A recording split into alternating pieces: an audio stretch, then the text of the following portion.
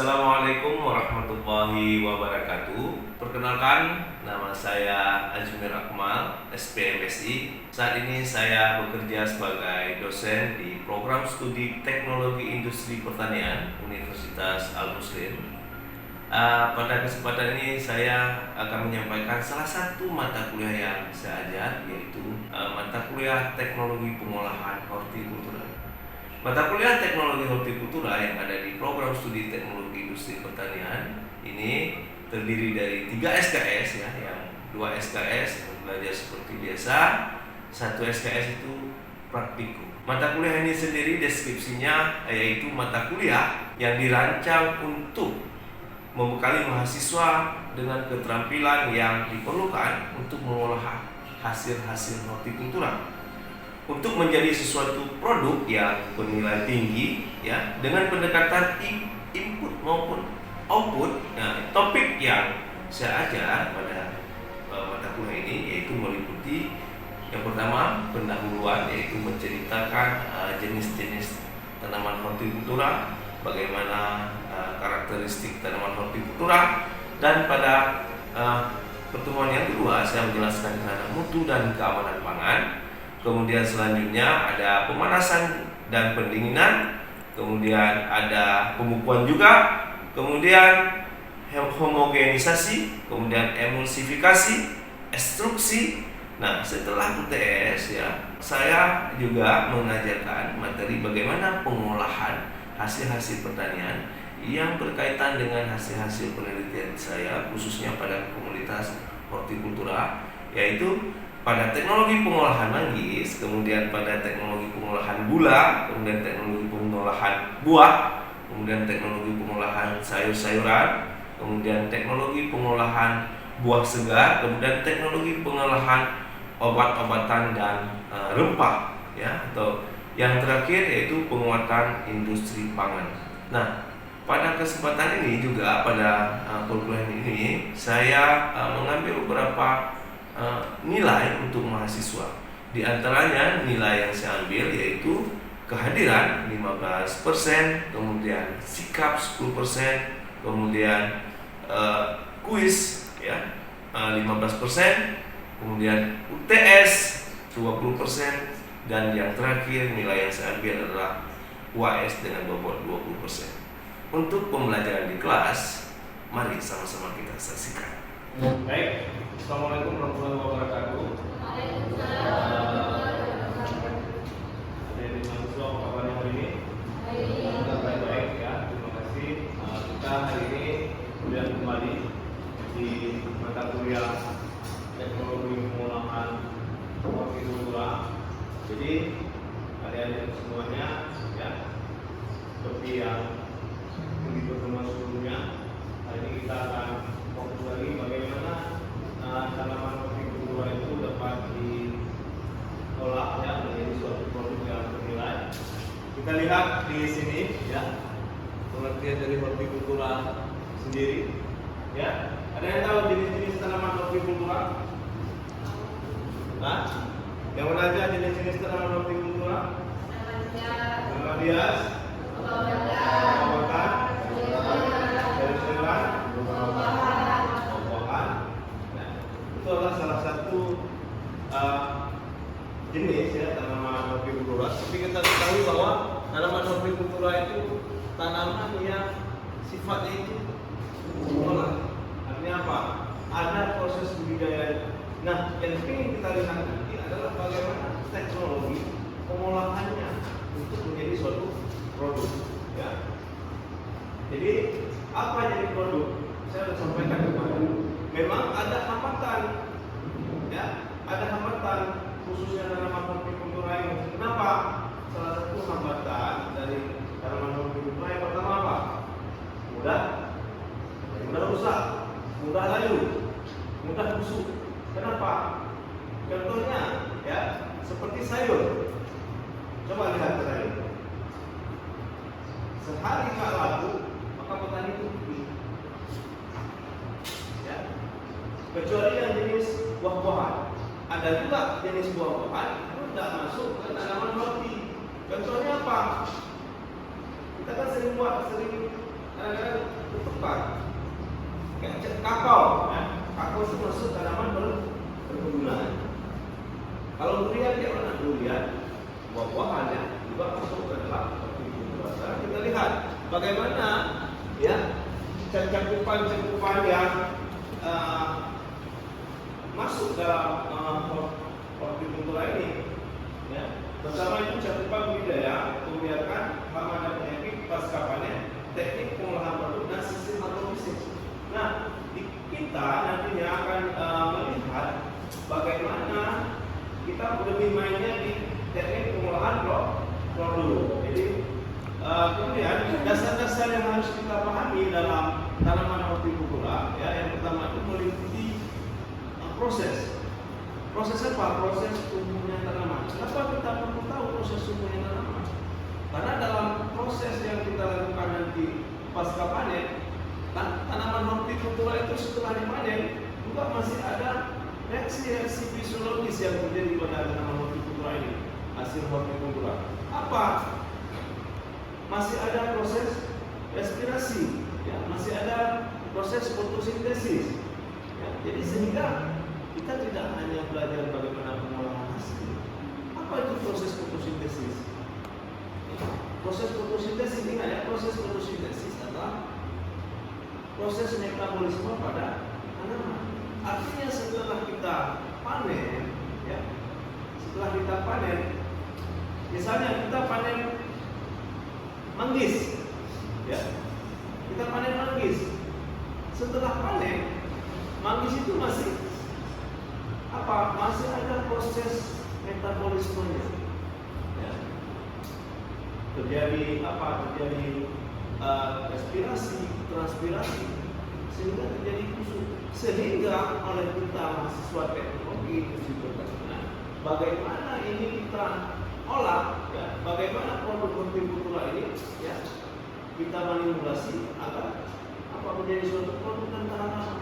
Contoh seperti saya sampaikan tadi, manggis. Dulu saya penelitian manggis, melihat getah kuning. Sekarang sudah banyak produk yang hasil daripada olahan manggis. Ingat, manggis itu produk apa? Hasil hortikultura. Manggis apa diolah manggis? Apa yang diolah? Apa yang menjadi hasil olahan manggis? Banyak ya, salah satunya untuk obatan. Ya, seperti yang kita lihat, yang mungkin beredar di pasar, ada santon. Santon itu apa? Hasil olahan ekstrak kulit manggis. Jadi banyak yang bisa diolah, ya, yang bernilai ekonomi lebih tinggi. Contoh, kulit manggis biasanya kan tidak digunakan. Orang asal habis makan, buang, ya. Padahal banyak manfaat. Gimana diolah? Kulit manggisnya itu dikeringkan, di blender, ya. Kemudian jadi ekstraknya yang diambil. Ekstraknya itu yang diambil. Nah, mana itu menjadi kebutuhan yang banyak sekali orang. Kenapa? Tidak semua negara di dunia ini menghasilkan manggis. Manggis itu tumbuh hanya di Asia Tenggara. Mana Asia Tenggara?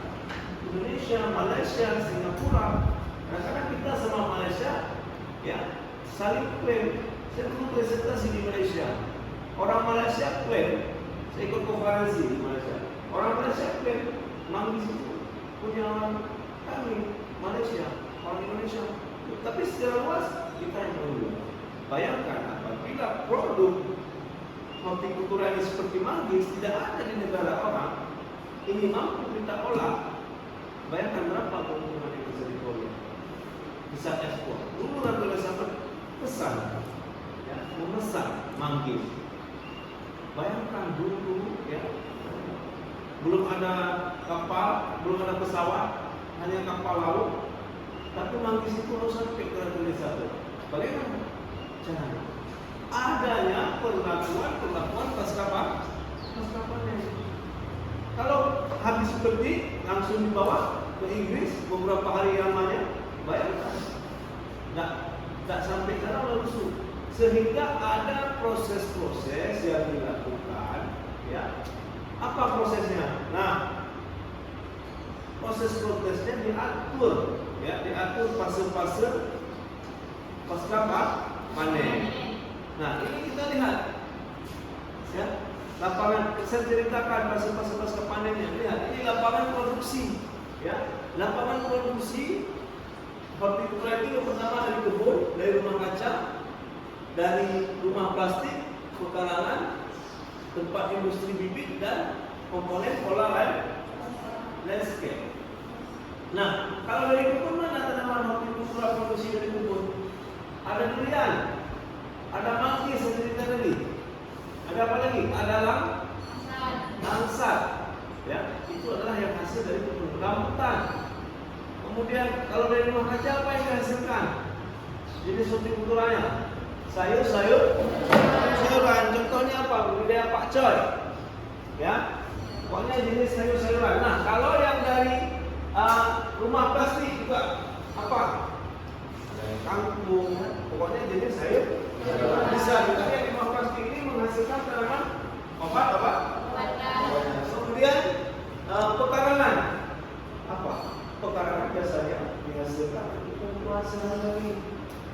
Contoh sayur banyak, ya, ibu-ibu, ya, yang memanfaatkan pekarangan. Seharusnya bapak-bapak juga yang memanfaatkan pekarangan menjadi penghasil kebutuhan. Nah, kemudian ada komponen pola landscape juga. Nah, satu kali lagi tadi, seperti contohnya manggis atau tanaman hortikultura yang lain. Apa yang dilakukan setelah panen sehingga dia bisa diolah, bisa bertahan lama? Ya, kita kan melihat banyak produk-produk orang, ya, produk hortikultura orang masuk ke negara kita. Kenapa bisa tahan lama? Kenapa bisa tahan lama? Karena adanya pengolahan pasca panen.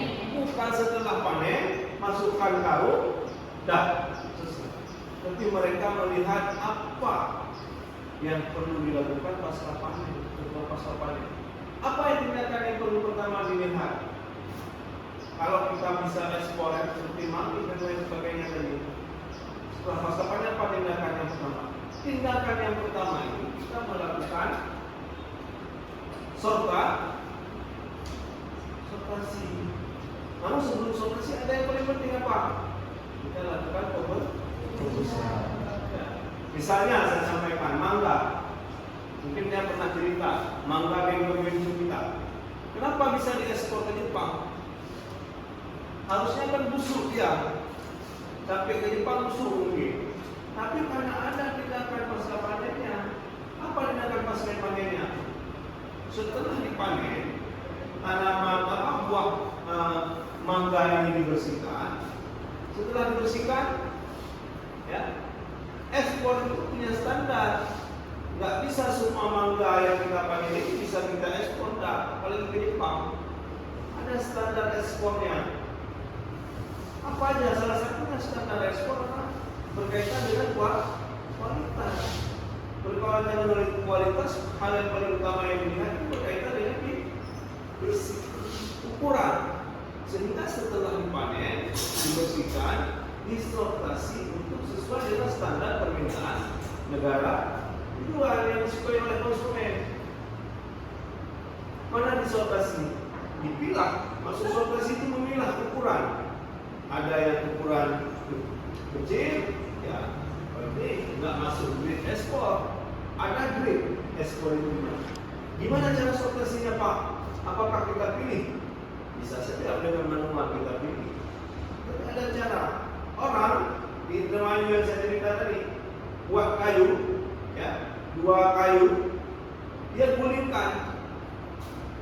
Dia taruh kardus di bawah, dia gulingkan. Nanti ketika ukurannya sudah sesuai, jadi dia langsung ke kardus yang dari kampung. Digulingkan, di mana dia lihat itu berarti dia ukuran. Jadi itu teknologi juga, teknologi pasca panen. Nah, setelah ditransportasi apa yang dilakukan? Penyimpanan. ataupun dia dilakukan pengeringan. Ya. Nah, setelah dilakukan pengeringan, maka dia harus menyimpan. Nah, dalam menyimpan inilah hal yang paling harus diperhatikan oleh para eksportir atau petani hortikultura khususnya. Bagaimana produk ini bisa tahan lama? Maka ada beberapa yang bisa dilakukan. Salah satunya adalah dengan mengatur laju transpirasinya. Apa itu transpirasi? Kan saya sudah sampaikan tadi bahwa walaupun sudah dipanen, kalau produk hortikultura itu masih apa? Masih ada kehidupan, masih ada proses fotosintesis, proses metabolismenya. Ya. Kalau proses metabolisme busuk, tapi busuk. Ada respirasi, ada transpirasi. Transpirasi adalah proses hilangnya air dari. Nah, dikendalikan ini, dimanipulasi ini agar dia bisa tahan lama. Caranya apa? Caranya dia dilakukan kemudian etilen, ya. Ada yang melakukan pelilinan sehingga daya simpannya tahan lama. Makanya yang masuk ke kita ini kok bisa? Udah seminggu dia nggak berubah warna, nggak ada kerutan, karena dia sudah lakukan apa? Tindakan pasca panen. Salah satunya apa tadi? Untuk etilen, cairan etilen, kemudian memberikan pelilinan, jadi buahnya mengkilat terus. Itu sudah masuk olahan. Harus paham mana-mana seperti itu. Nah, kita kembali ke sini lagi. Jadi spesifik untuk perlakuan tanaman hortikultura ini kita lihat, seperti saya sampaikan tadi, produknya itu cepat rusak. Bagaimana untuk menekan agar produk hortikultura ini tidak cepat rusak? Bagaimana? Yang pertama itu adalah dengan melakukan pengendalian, ya, menekan proses pematangan lanjut. Jadi seperti saya sampaikan tadi, ya, dilakukan manipulasi agar proses pematangannya itu tidak cepat, ya. Kemudian dilakukan sistem penyimpanan. Sistem penyimpanan itu perlu dilakukan. Seperti saya sampaikan tadi, diatur suhu, ya.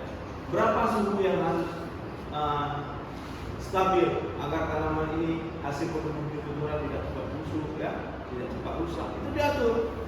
Kemudian dengan sistem pendinginan. Mungkin saya pernah cerita dengan sistem pendinginan. Salah satu produk hortikultura yang menjadi unggulan kita di Indonesia, salah satunya lagi adalah alpukat. Saya pernah penelitian alpukat. Gimana alpukat di Aceh ini penghasilan? Di Aceh kan? Jadi di Aceh Tengah alpukat, ya, menjadi idola, primadona. Sempat terpilih alpukat Aceh Gayo satu itu yang alpukat terbaik di Indonesia. Pernah makan alpukat kagena? Nah, nggak pernah ya, karena kan seminggu atau kagena kan. Jadi sudah pernah kagena dulu? Belum. Ya ini siapa aja main ke kagena, ya. Jadi yang ingin saya sampaikan bahwa alpukat kita diminati oleh banyak orang. Bagaimana ini harus sampai ke negara orang, harus sampai ke Pulau Jawa. Kalau bawa naik mobil ke Pulau Jawa, ya, sampai Lampung, udah busuk. Ada orang masak. Bagaimana cara yang harus dilakukan agar ini bisa dibawa keluar? Salah satu cara yang dilakukan adalah dilakukannya perlakuan pendinginan. Banyak ya sekarang mobil-mobil box. Itu pernah kita mobil box, ya. Isinya apa? Alpukat rumahnya di bawah. Kok bisa tahan? Karena sudah dipasang kostum. sudah dipasang apa? Pendingin. Nah, tindakan-tindakan inilah yang perlu dilakukan, inilah yang perlu dilahirkan oleh mahasiswa pertanian, khususnya di teknologi industri pertanian. Ada abang kelas kalian rencananya membuat mesin pendingin mini, ini belum waktunya yang tepat kita konsepkan bagaimana, ya.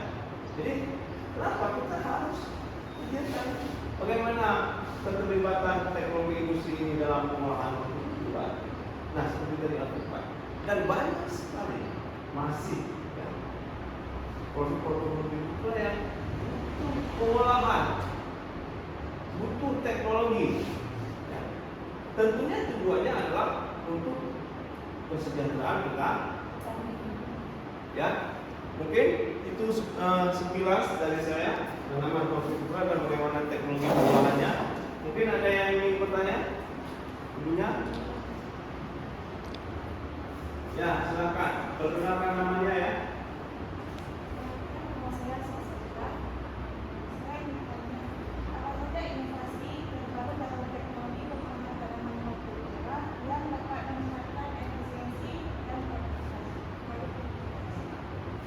Nah, baik.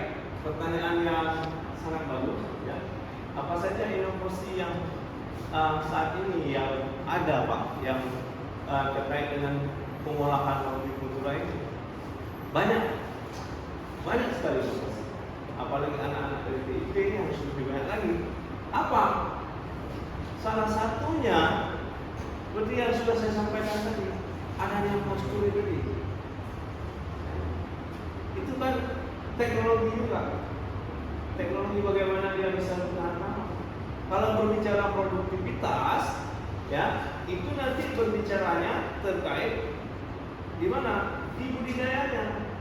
Bagaimana budidaya tanaman hortikultura ini dibudidaya dengan baik dan benar, mulai dari pengolahan tanah, pemilihan bibit, penanaman, ya, pemeliharaan sampai bagaimana produktivitas itu. Salah satu mungkin yang bisa dilakukan ya, menjaga ketersediaan unsur hara ya, dengan memberikan produktivitasnya tinggi. Tapi kalau teknologi pengolahan hasilnya banyak ya. Ada sekarang mesin pemanenan itu juga teknologi, ya, mesin pemanenan yang tidak merusak produk atau hasil dari hortikultura. Dulu orang kita kan panen alpukat naik ke pokoknya gugur, dah. Akhirnya apa? Rusak. Hasilnya rusak. Produk hortikulturanya rusak, alpukatnya rusak, pecah. Sehingga itu sudah sebentar juga. Jadi kalau teknologinya banyak, ya, salah satunya tadi yang saya sampaikan ada pendinginan dengan postur, ya, kemudian ada pelilinan, ya, ada pemberian etilen. Kemudian kalau teknologi yang ini yang lebih bagus lagi, adanya rumah kaca, ya, di mana sayuran ya seperti di supermarket itu teknologi bagaimana itu dimasukkan ke ruang pendingin, ya, agar dia lebih tahan lah. Jadi kalau nggak ada pendingin, bayangkan aja sayur pagi dipanen, sorenya udah bukan pun sore. Mungkin kalau pagi siang pun udah alam, nggak mau. Tapi itulah ya spesifik ya daripada tanaman. Kemudian ada yang mau bertanya lagi? Silakan. Ya, ya, silakan. Apa perbedaan tanaman perkebunan dan tanaman hortikultura? Nah, bagus ya pertanyaannya. Apa beda tanaman hortikultura sama tanaman perkebunan? Ya, mungkin dari yang jenis saya sebutkan tadi, jenis-jenis tanaman hortikultura yang saya sebutkan tadi itu sudah menunjukkan sebenarnya gimana bedanya. Nah, perlu dipahami ya, paling besar produk atau ini ada di sini ya, jenis tanaman hortikultura ya, dia sifatnya semusim, musiman ya, sifatnya musiman. Contoh ya, orang ada bilang musim durian, musim rambutan ya, itu contoh-contoh tanamannya semangka, melon itu bisa. Nah, ada juga ya tahunan, tidak semuanya musiman. Kalau tahunan mana sudah disampaikan tadi, maaf saya keliru tadi. Ada tahunan, ada mangga, durian, melinju. Ya, kalau semusim tadi ya semangka, melon itu bisa. Bedanya di mana? Tanaman perkebunan dan tanaman hortikultura. Ya. Bedanya adalah pada hasil yang dihasilkan. Ada juga tanaman pangan. Mana tanaman pangan? Padi, jagung, atau sering kita dengar pajali. Kayak kelapa sawit, ya, dia nggak musiman, nggak tahunan, tapi dia berbuah terus, kopi berbuah terus juga. Ya, walaupun dengan sedikit. Ya. Konsepnya budidayanya sekarang luas, ya, itu masuk ke dalam.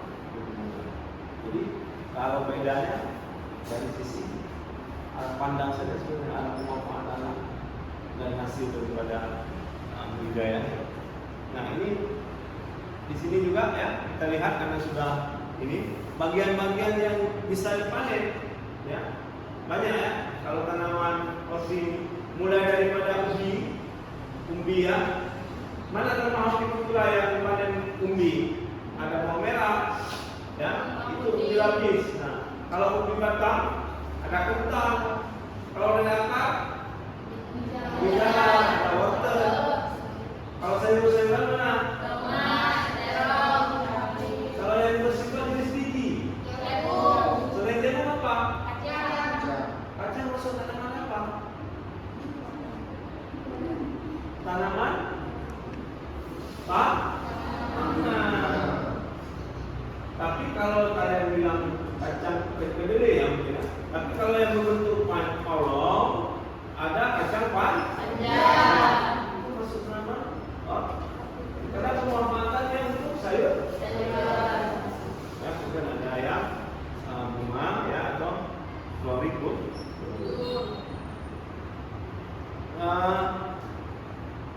Masih ada yang mau bertanya? Ya, silakan. Assalamualaikum warahmatullahi wabarakatuh.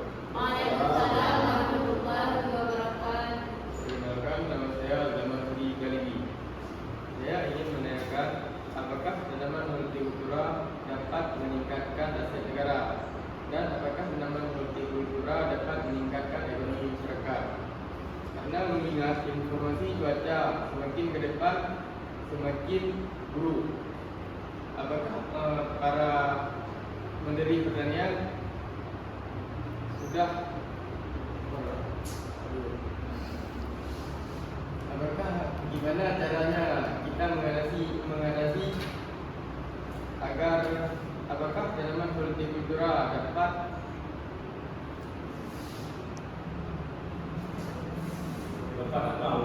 Oke. cara mengatasi ya? Oke, mungkin saya tangkap pertanyaan siapa? Zal. Apakah produk hortikultura ini banyak menghasilkan atau dapat keuntungan apa bagi negara? Perlu dipahami bahwa sektor pertanian merupakan salah satu sektor yang penting ya, yang membantu pendapatan atau peningkatan devisa negara. Bayangkan, manggis seperti saya sampaikan tadi. Di Indonesia beberapa daerah ini termasuk daerah sentral penghasil manggis, yang kebanyakan manggis ini diekspor. Nah, ini menjadi sumber pendapatan bagi devisa. Petani sejahtera tidak? Sejahtera kalau harganya sesuai. Ya, tapi kebanyakan kalau yang petani petani yang budidayanya skala besar itu sejahtera. Karena sudah resiko. Kayak orang budidaya durian sekarang. Duriannya sekarang berapa sekilo yang unggul-unggul? 80.000. Bayangkan, ada yang budidaya seperti di Lusmawe itu, dia budidaya hampir 1 hektar. Penghasilan sehari-hari penjualannya aja sehari-hari itu lebih kurang 200.000. Sekali panen itu bisa 10.000. Saya sudah ke sana, saya cuma makan 3 buah karena harus per kilo. 3 buah 1.600.000. Saya pergi beberapa. Ini saya pergi itu tidak hanya untuk makan, ini juga sebagai studi. Bagaimana kita melihat untung tidak ada. Kalau dia besar, nanti kalian kumpul-kumpul duit sekilo-sekilo bikin tengok. Supaya kumpul apa pemahaman untuk melakukan budidaya besar. Tadi saya mungkin melihat Azam tanya dengan kondisi iklim saat ini bagaimana Pak? Ada perubahan iklim apakah nanti pertanian hortikultura ini bisa beratasi? Bisa. Di Jepang, ya, kan ada musim gugur, ada musim semi. Ya, di Jepang ada musim hujan, ada musim panas, musim kemarau juga kalau di kita. Misalnya kita dalam kondisi cuaca ekstrem, hujan aja, atau kemarau panjang. Apakah ini terganggu pertanian hortikultura lagi?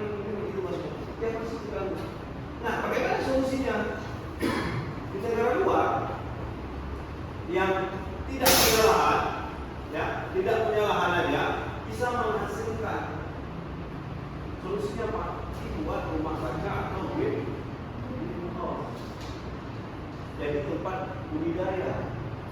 Ya, kalau orang ada lahan, kemarau terus kenapa? Karena dengan di greenhouse, dengan bangunan, ya, suhu dan kebutuhan air itu bisa beratasi. Kenapa? Kebutuhannya sudah sudah diatur, sudah dilihat di budidaya alim ya. Jadi makanya kalau musim kemarau masih yang bisa dilakukan agar keberlangsungan pertanian hortikultura ini atau pertanian tetap jalan. Ya, ini itu azam ya. Baik, masih ada yang bertanya? Kalau nggak ada yang bertanya lagi, ya, boleh kita pada sampai di sini, ya. Minggu depan kita ketemu kembali, ya. Semoga kalian ini semuanya dalam keadaan sehat kembali. Terima kasih.